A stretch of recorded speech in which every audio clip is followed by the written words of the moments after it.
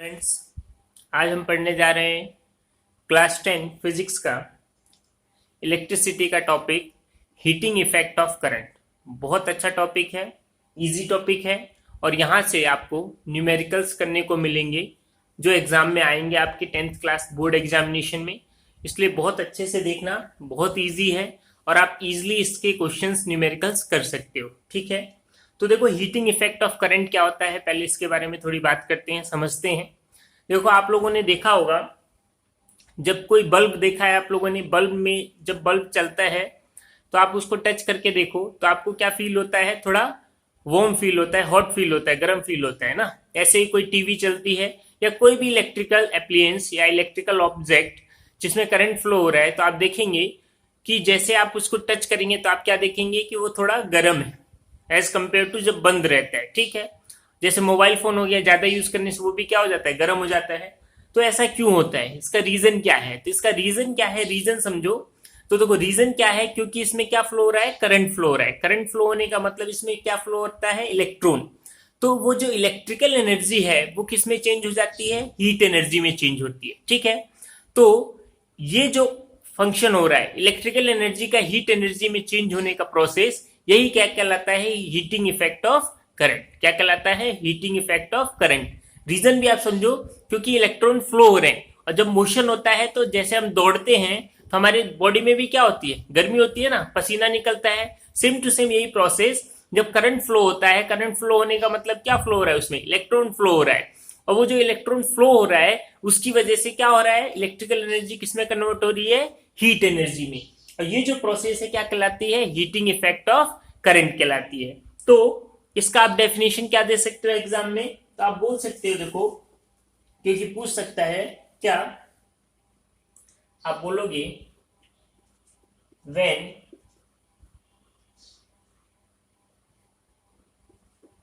When an electric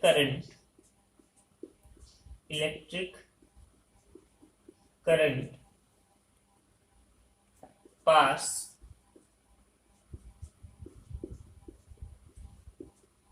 through a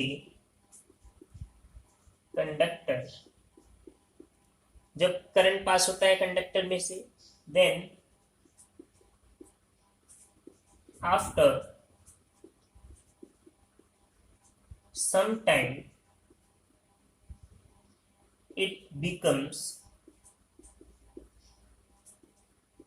very hot, very hot। कुछ देर बाद वो क्या हो जाता है, गर्म हो जाता है ना। This effect is called heating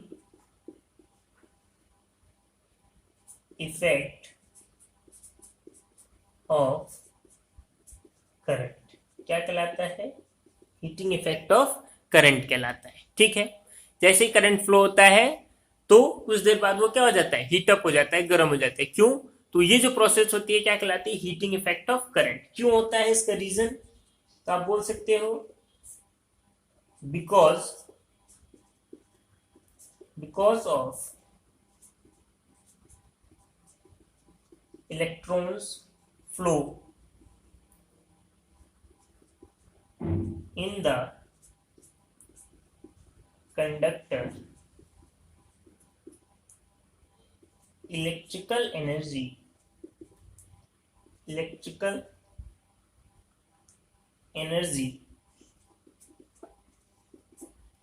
convert into heat energy, electrical energy converted into heat energy. इस वजह से क्या होता है, वो गर्म हो जाता है। ठीक है, ये बात हुई। ठीक है, अब बात आती है क्या, कि जो हीट जनरेट हो रहा है उसको हम किससे डिनोट करेंगे, इट इज डिनोटेड बाय, किससे डिनोट करेंगे, कैपिटल एच। किससे डिनोट करते हैं, कैपिटल एच। ठीक है, अब बात आती है जो हीट जनरेट हो रहा है वो किन किन बातों पे डिपेंड करेगा। तो आप खुद से सोचो, ये आप खुद से बोल सकते हो इसका आंसर। अगर करंट फ्लो नहीं होगा तो क्या कोई भी इलेक्ट्रिकल ऑब्जेक्ट गर्म होगा, नहीं होगा। तो इसका मतलब किस पे डिपेंड करता है, करंट पे। आप खुद से बोल सकते हो। दूसरा, जहां पे करंट है वहां पे क्या होगा, रेजिस्टेंस भी होगा, मतलब किस पे डिपेंड करेगा, रेजिस्टेंस पे। तीसरा जो सबसे इंपॉर्टेंट है, किस पे डिपेंड करेगा, टाइम पे। कैसे, आप 5 मिनट के लिए कोई ऑब्जेक्ट चलाते हो, यूज करते हो, तो कम गर्म होगा। 10 घंटे के लिए चलाओगे तो क्या होगा, ज्यादा गर्म होगा। मतलब डायरेक्टली किस पे डिपेंड कर रहा है, टाइम पे डिपेंड कर रहा है। तो यहाँ पे हीट जो जनरेट हो रहा है वो किन किन फैक्टर्स पे डिपेंड होता है, तो आप खुद से बता सकते हो कि किस पे डिपेंड करता है, करंट पे डिपेंड करता है, रेजिस्टेंस पे डिपेंड करता है और टाइम पे डिपेंड करता है। तो साइंटिस्ट लोगों ने इसका जो फॉर्मूला बनाया वो इन्हीं 3 फैक्टर को यूज करके बनाया कि जो हीट जनरेट होता है वो किन किन बातों पर डिपेंड करता है। तो उसको हम लिखेंगे क्या, heat depends on the factor. कौन से फैक्टर पे डिपेंड करता है, फर्स्ट डायरेक्ट बोलेंगे, heat directly proportional to square of the current. क्या बोला गया, heat directly proportional to square of the current. किस पे डिपेंड करता है, करंट की स्क्वायर पे। थोड़ा सा भी करंट फ्लो होगा तो हीट क्या होगा, ज्यादा जनरेट होगा। तो इसको हम बोल सकते हैं फर्स्ट इक्वेशन को क्या, heat is directly proportional to the square of the current flow in the conductor, in the conductor. ठीक है, फर्स्ट बात हो गई। सेकंड बात और क्या, बात समझ में आ रही सबको। सेकंड क्या, कि हीट जब करंट होगा तो वहां पे क्या होगा, रेजिस्टेंस भी होगा। तो दूसरा बात बोला, हीट डायरेक्टली प्रोपोर्शनल टू क्या, रेजिस्टेंस। तो इसको भी लिख सकते हैं हम, heat directly proportional to the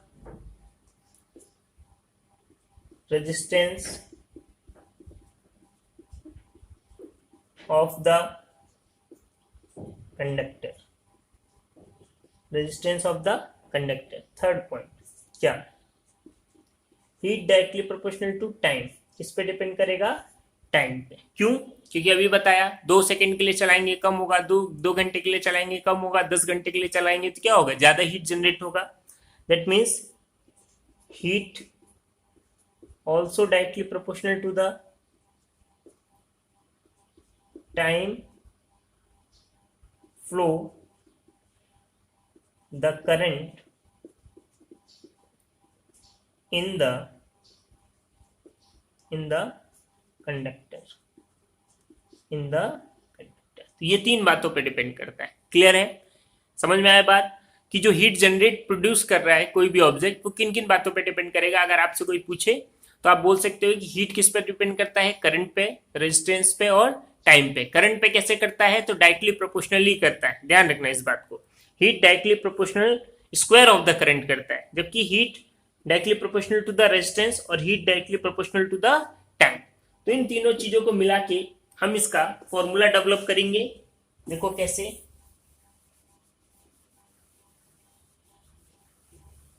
ये सबने नोट कर लिया।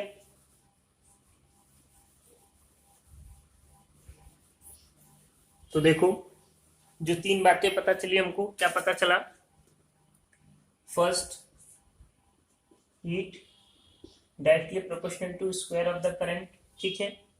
Second, heat proportional to resistance. और थर्ड क्या, हीट प्रोपोर्शनल टू टाइम। 3 बातों पे डिपेंड करता है, ठीक है। तो कंबाइन कर सकते हैं क्योंकि सबका एक साइड क्या है, सेम है। या आप लोगों को करना नहीं है, आपको जस्ट क्या है, याद रखना है, फॉर्मूला याद रखना है। मैं करके दिखा रहा हूं आप लोगों को आया कहां से है ना। सो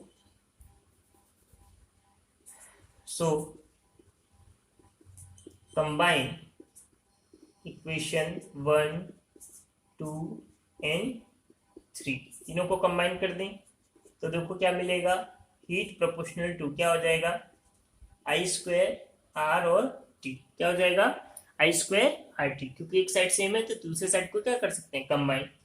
यहाँ पे प्रोपोर्शन हटता है तो कांस्टेंट आता है, कांस्टेंट की वैल्यू 1 होती है इसलिए हम नहीं लिखते। डायरेक्ट क्या बोलते हैं, आई स्क्वायर आर टी। तो हीट का जो फॉर्मूला मिला हमको वो ये मिला, एच इक्वल टू क्या होता है, आई स्क्वायर आर टी। आई क्या है यहाँ पे करंट, आर क्या है रेजिस्टेंस, और टी क्या है टाइम। इस फॉर्मूले को देखो, याद आपको इसी फॉर्मूले को रखना है, बट आप इस फॉर्मूले को चेंज कर सकते हो अपने अकॉर्डिंग से, ठीक है। कैसे, ओम्स लॉ के हिसाब से, क्योंकि ओम्स लॉ रिलेशन बताता है किसके बीच में, वी और आई और आर के बीच में। देखो सपोज दैट किसी क्वेश्चन में मान लो आपको आर नहीं दे रखा, ठीक है, और आर की जगह क्या दे रखा है, वी।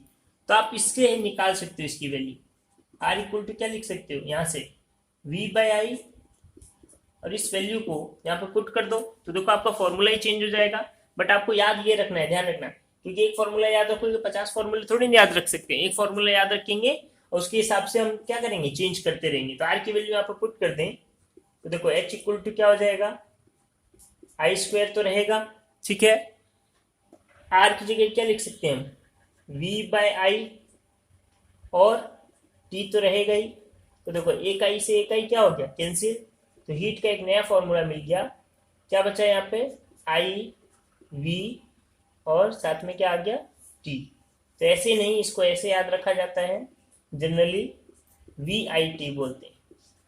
आप ऐसे ही बोल सकते हो, कोई फर्क नहीं पड़ता, बट ऐसे याद रखा जाता है वी आई टी, ठीक है। कहाँ से आया है, इसी फॉर्मूले से आया ना। तो मेन फॉर्मूला ये, आपको ये याद रखना है, ठीक है। और ओम्स लॉ की हेल्प से जो भी नहीं दिया उसको चेंज करके फॉर्मूले को चेंज करना है। सपोज दैट देखो दूसरा बताता हूँ कैसे। मान लो आई नहीं दिया, वी दे रखा है और आर दे रखा है, आई नहीं दे रखा, तो आपका फॉर्मूला क्या हो जाएगा, तो यहां से आई की वैल्यू निकालो, V equal to I R से आई की वैल्यू निकालो, क्या बोल सकते हो उसको, वी बाय आर। पुट कर दो वैल्यू मेन फॉर्मूले में, H equal to I square, I कितना दे रखा है हमको, वी बाय आर का क्या हो जाएगा स्क्वायर, इंटू साथ में क्या है आर, इंटू क्या है टी, ठीक है। तो देखो फॉर्मूला क्या हो जाएगा यहाँ पे, एच इक्वल टू वी का स्क्वायर बाय आर का स्क्वायर, ठीक है, इंटू आर, इंटू साथ में क्या आ गया टी। एक आर से एक आर क्या हो गया, कैंसिल। तो एच का जो फॉर्मूला मिला वो आपको कितना मिल गया, वी स्क्वायर बाय आर, और साथ में कितना आ गया, टी आ गया, कितना आ गया टी, ठीक है। तो ऐसे आप क्या कर सकते हो, फॉर्मूले को चेंज कर सकते हो, मोल्ड कर सकते हो अकॉर्डिंग टू जो आपको एग्जाम में दे रखा है न्यूमेरिकल्स में। पर ध्यान रखना स्टैंडर्ड फॉर्मूला ये है, और सबसे ज्यादा यूज कौन सा होगा, ये वाला होगा, ध्यान रखना। तो इसको आप डायरेक्ट भी याद रख सकते हो, ठीक है। ये इतना यूज नहीं होता, सबसे ज्यादा यूज ये होता है, बट स्टैंडर्ड ये है ना। तो यहां से हम बहुत ज्यादा न्यूमेरिकल करेंगे, क्योंकि मैक्सिमम क्वेश्चन में यही यूज होगा, ठीक है। बट आया कहां से, सब यहां से आया, ठीक है। बेसिक फॉर्मूला ये है, ठीक है। तो चाहो तो आप इसको याद रख के कभी भी जरूरत पड़े तो आप क्या कर सकते हो, फॉर्मूले को चेंज कर सकते हो। हम लोग ऐसे ही करते हैं। आप चाहो तो डायरेक्ट याद रख सकते हो सारे को, नहीं तो सबसे अच्छा इसको याद रखो। और ओम्स लॉ तो आपको पता ही है, तो जो भी क्वेश्चन में दे रखा है उसके हिसाब से अपना फॉर्मूला डेवलप कर लो। क्लियर है, सब लोग नोट करेंगे इसको, नोट करिए। हम क्वेश्चन करेंगे किस पे,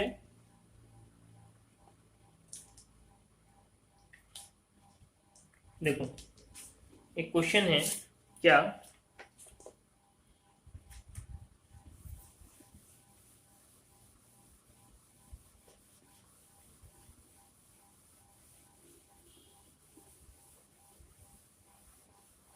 देखो क्वेश्चन क्या है हमारा, बोल रहे हैं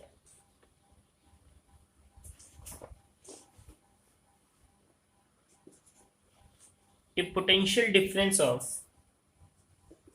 a potential difference of 250 volt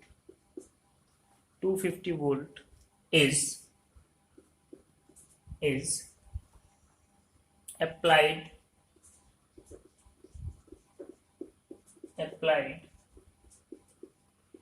across a resistance of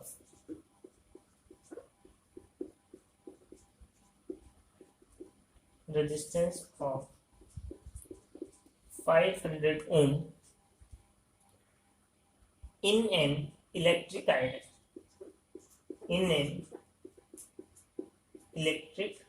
iron ठीक है। क्वेश्चन पूछा गया है कैलकुलेट फर्स्ट, क्या पूछा है, करंट, क्या निकालना है आपको, करंट निकालना है, और सेकंड हीट एनर्जी जो प्रोड्यूस होती है, ठीक है, हीट एनर्जी, ठीक है, प्रोड्यूस इन 10 सेकेंड, कितने में निकालना है, 10 सेकेंड, ठीक है, 10 सेकेंड, क्लियर है। चलिए तो देखिए क्या क्या दे रखा है आपको क्वेश्चन में। गिवन दैट लिखेंगे सबसे पहले, गिवन दैट क्या क्या दिया है देखो, ये पोटेंशियल डिफरेंस दे रखा है, वी आपको दे रखा है कितना, 250 वोल्ट, ठीक है, और क्या दे रखा है, is applied across a resistance R, R दे रखा है आपको, कितना दे रखा है, 500 ओम। सबसे पहले आपसे क्या पूछा है, करंट निकालना, तो देखो V दे रखा है और आई आर दे रखा है, तो आपको क्या निकालना है, आई। अब ऑटोमेटिक आपके दिमाग में आना चाहिए कि इन तीनों के बीच में रिलेशन क्या है, तो हम जानते हैं V इक्वल टू क्या होता है according to Ohm's law, I R. V दे रखा है, आर दे रखा है, आई चाहिए, तो आई की वैल्यू क्या हो जाएगी, यहां से V बाय आर, कितना हो जाएगा, V बाय आर। V कितना है आपका 250 डिवाइडेड बाय आर कितना है 500, तो देखो 250 से 500 को कैंसिल करा तो कितना आ जाएगा 1/2, तो आई जो है वो कितना हो जाएगा 0.5 एम्पियर। 1/2 को सॉल्व करेंगे तो कितना आएगा 0.5 एम्पियर आ जाएगा, क्लियर है। Same to same process. अब सेकेंड चीज जो हमसे पूछा है क्वेश्चन में, क्या पूछा है देखो, हीट एनर्जी प्रोड्यूस, कितनी हीट प्रोड्यूस होगी 10 सेकेंड में। टाइम दे रखा है यहाँ पे, टाइम दे रखा है कितना आपको 10 सेकेंड टाइम दे रखा है, और आपसे क्या पूछा है हीट एनर्जी। तो हीट का फॉर्मूला आपके क्या है, स्टैंडर्ड फॉर्मूला याद रखो, क्या होता है I²RT। तो यहाँ तो सब कुछ पता चल गया, कोई सा ही फॉर्मूला यूज कर सकते हो। दूसरा क्या होता है एक फॉर्मूला V इंटू आई इंटू टी, तो ये ज्यादा इसलिए यूज होता है क्योंकि यहाँ पे स्क्वायर करने की जरूरत नहीं पड़ती, इजिली यूज हो जाता है, ठीक है। तो इससे ही निकाल देते हैं H, किसी से भी निकाल सकते हो, ध्यान रखना, थर्ड वाले से भी निकाल सकते हो, आंसर सेम आएगा।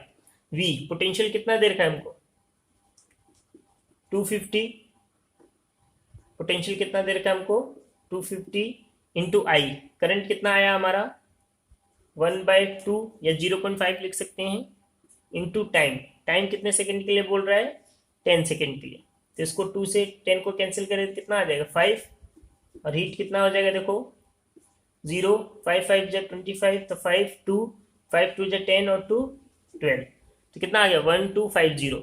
क्योंकि हीट एनर्जी है और एनर्जी की यूनिट ध्यान रखना क्या होती है जूल, क्या होती है जूल। ये एक चीज नहीं बताया था, याद रखना, एसआई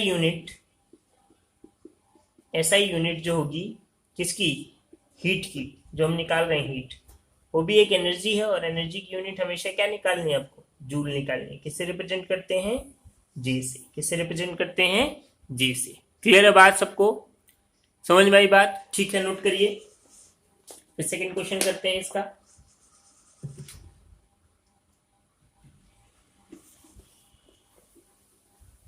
नोट कर लिया सबने, अब सेकंड क्वेश्चन देखो।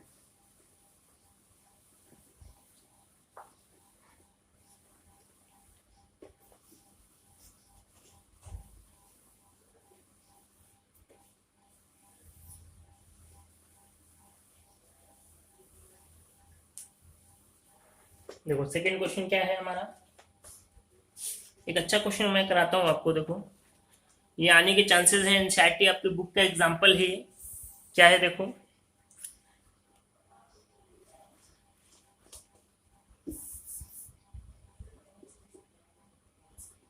क्वेश्चन क्या है देखो, क्वेश्चन बोल रहा है two resistance wire, two resistance wire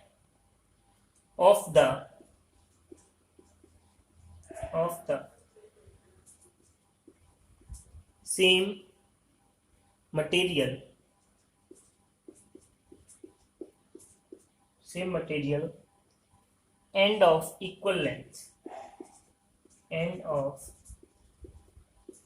equal length and equal diameter and equal diameter are first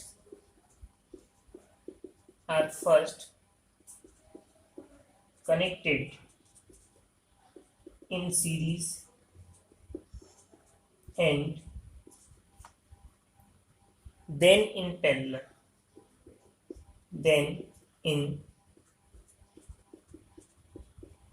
parallel, ठीक है।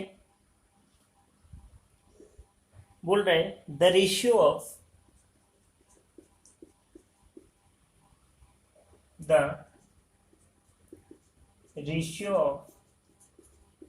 heat produced in series and parallel combination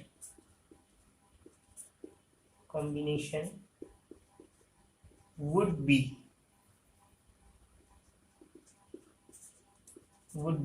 option आपको दे रखा है। देखो ऐसे आपके क्वेश्चन आते हैं अच्छे एग्जाम्स में, ठीक है। 1:2 सेकेंड ऑप्शन है, 2:1 थर्ड ऑप्शन है, 4:1 और फोर्थ है 1:4, ठीक है। अब देखो क्वेश्चन को पढ़ो ध्यान से। बोल रहा है 2 resistance wire of the same material end of equal length. पहली बात तो ये हर क्वेश्चन में ये ऐसा क्यों दिया होता है, क्योंकि आपने पहले पढ़ा था कि अगर मटेरियल और लेंथ वगैरह एरिया वाला अगर लेंथ हो गया, मटेरियल हो गया, एरिया हो गया, ये सब अगर अलग अलग है तो ऑटोमेटिक रेजिस्टेंस भी क्या हो जाता है, चेंज हो जाता है ना। तो यहाँ पे बोल रहे हैं 2 resistance wire of the same material same है एंड ऑफ इक्वल लेंथ भी सेम है एंड इक्वल डायमीटर एरिया भी सेम है। तो जब सब कुछ सेम है तब क्या होगा, तो हम बोल सकते हैं यहां से एक चीज आपको समझनी है ऑटोमेटिक, क्या 2 वायर है, ठीक है। यहाँ पे भी लेंथ L है, यहाँ पे भी लेंथ L है, इसका एरिया A है, इसका भी एरिया A है, इसका मटेरियल और इसका मटेरियल दोनों का क्या है, सेम। तो जब तीनों चीजें सेम है तो हम बोल सकते हैं कि जो रेजिस्टेंस इसका होगा वही रेजिस्टेंस इसका होगा। इस बात को समझे सब लोग। तो इसलिए ये ट्रिकी क्वेश्चन है कि यहाँ पे वैल्यू नहीं दी है, बट आपको बस इंफॉर्मेशन दिया है कि 2 वायर है, एक वायर फर्स्ट वायर और सेकेंड वायर, इसका भी लेंथ L है मान लो, तो इसका भी L है, मतलब जो भी है, अगर ये 5 है तो ये भी 5 है। एरिया अगर इसका 10 है तो इसका भी एरिया क्या है, 10 है। ये जिस मटेरियल का बना है मान लो नाइक्रोम का बना है, तो ये भी किसका बना है, नाइक्रोम का। तो दोनों हर चीज सेम है तो ऑटोमेटिक हम जानते हैं उस केस में रेजिस्टेंस क्या होगा, सेम। क्योंकि रेजिस्टेंस कौन कौन से फैक्टर पे डिपेंड करता है, इन्हीं पे करता था, लेंथ पे, एरिया पे और मटेरियल पे। टेम्परेचर भी सेम ही है दोनों का, ठीक है। तो रेजिस्टेंस भी क्या होगा, सेम। अब बोल रहा है कि ये दोनों रेजिस्टेंस पहले किसमें कनेक्टेड है, R first connected in series. पहले कैसे कनेक्टेड है, सीरीज में। तो हीट कितना होगा, और उसके बाद कैसे कनेक्ट कर दिया, पैरेलल में, तो हीट कितना होगा और दोनों का रेशियो क्या होगा, ठीक है। तो पहले हम फर्स्ट क्वेश्चन करेंगे, क्या when resistance connected in series, कैसे कनेक्टेड है, सीरीज में कनेक्टेड है। तो सीरीज में कनेक्टेड है तो उस केस में रेजिस्टेंस कितना हो जाता है, क्या बोलते हैं हम, total resistance R1 plus R2, क्योंकि हमको टोटल रेजिस्टेंस चाहिए। और R1 भी क्या है यहाँ पे R, और R2 भी हमने क्या माना है R, क्योंकि दोनों सेम है। तो कितना हो जाएगा 2R, कितना हो जाएगा 2R। बात समझे, क्लियर है। तो इस केस में हीट कितना होगा, देखो सो हीट कितना प्रोड्यूस होगा, हीट रेजिस्टेंस आ गया, सो हीट कितना होगा, देखो। अब यहाँ पे कौन सा फॉर्मूला यूज करोगे, जिसमें R होगा, क्योंकि R यूज हो रहे हैं यहाँ पे, तो फर्स्ट वाला यूज कर ले हम। तो देखो हीट क्या हो जाएगा, H इक्वल टू क्या होता है, आई स्क्वायर आर टी, ठीक है। एच इक्वल टू क्या हो जाएगा, आई स्क्वायर आर टी। यहाँ पे सब कुछ सेम है तो करंट भी क्या हो रहा होगा, सेम, और टाइम भी सबके लिए क्या है, सेम ही है, बोल रहा है वो, ठीक है। तो यहाँ पे देखो फर्स्ट वाले के लिए H1 बोल दो, यहाँ पे आई तो दोनों के लिए क्या है, सेम, जस्ट अंतर किस में आ रहा है, आर में। तो आर कितना होगा यहाँ पे 2R, इंटू टाइम भी क्या है उसके लिए सेम, तो ये आ गया, ठीक है, फर्स्ट केस में, ठीक है। अब बात आती है क्या, when resistance connected in parallel. कैसे कनेक्टेड हो गए, पैरेलल कनेक्ट हो गए, ठीक है। उस केस में क्या होगा देखो, तो वहां पे इक्विवेलेंट रेजिस्टेंस क्या हो जाएगा, 1/R1 तो आर ही है, और 1/R2 वो भी क्या है, आर। तो कितना हो जाएगा ये automatic R R, oh sorry 1/RE ना, तो उल्टा पहले देख लो आप, 1/RE कितना हो जाएगा ये 2/R, ठीक है। एलसीएम लेने के बाद उल्टा कर देंगे, कितना हो जाएगा RE, तो ये क्या हो जाएगा R बाय, चाहे यहीं कर लो आगे, इसके उल्टा कर दो, तो RE इक्वल टू कितना हो जाएगा R/2, कितना हो जाएगा R/2। ये तो इजी है, आप कर सकते हैं, ठीक है। सो हीट कितना प्रोड्यूस होगा, सो हीट प्रोड्यूस इस केस में जब कैसे कनेक्टेड पैरेलल, ठीक है। तो हीट का फॉर्मूला उस केस को H2 मान लो, क्या हो जाएगा आई स्क्वायर, और आर की जगह क्या आ जाएगा R/2, क्योंकि इक्विवेलेंट ये है यहाँ पे, इंटू क्या हो जाएगा T, ये इक्वेशन 2। अब आपको बोला है कि दोनों का रेशियो क्या क्या होगा, हीट का रेशियो क्या होगा सीरीज और पैरेलल का। सो रेशियो निकाल दें, ratio, so ratio of heat क्या हो जाएगा, किसका निकालना है H1/H2। H1/H2 क्यों करा, क्योंकि किसका रेशियो पूछ रहा है, सीरीज एंड पैरेलल का, सीरीज और पैरेलल का ना। तो सीरीज का H1 है और इसका H2 है। तो देखो H1 कितना हो गया आई स्क्वायर 2R, और साथ में क्या आ गया T, नीचे कितना है आई स्क्वायर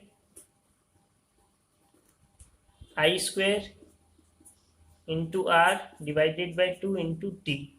तो 2 नीचे है, 2 चला जाएगा ऊपर, तो देखो आई स्क्वायर से आई स्क्वायर कैंसिल, T से T कैंसिल, और R से R कैंसिल, 2 चला गया कहाँ ऊपर, तो क्या हो गया 4, नीचे कितना बचा 1, कितना बचा 1। तो आप इसका रेशियो क्या बोल सकते हो, H1/H2 कितना बोल सकते हो इसको 4:1, कितना बोल सकते हो 4:1, ठीक है। ये हो जाएगा आपका सॉल्यूशन, क्लियर है। तो इस टाइप से हम इसके क्वेश्चन करेंगे, बहुत इजी क्वेश्चन होते हैं, आप इजीली इसको अटेम्प्ट कर सकते हो, ठीक है। तो उम्मीद करता हूँ आपको समझ में आया होगा ये टॉपिक। इसके बाद बस एक और टॉपिक बचा है, 1-2 टॉपिक छोटे छोटे बचे हैं, उनको खत्म करने के बाद ये चैप्टर खत्म हो जाएगा आपका। सो अगर आपको अच्छा लग रहा है तो प्लीज इसको लाइक करा करो और शेयर करा करो और कुछ कमेंट दिया करो, बहुत मेहनत लग रही है तो आप भी थोड़ा सा प्यार दिखाओ और इसको शेयर करो और लाइक करो, ठीक है। Thank you.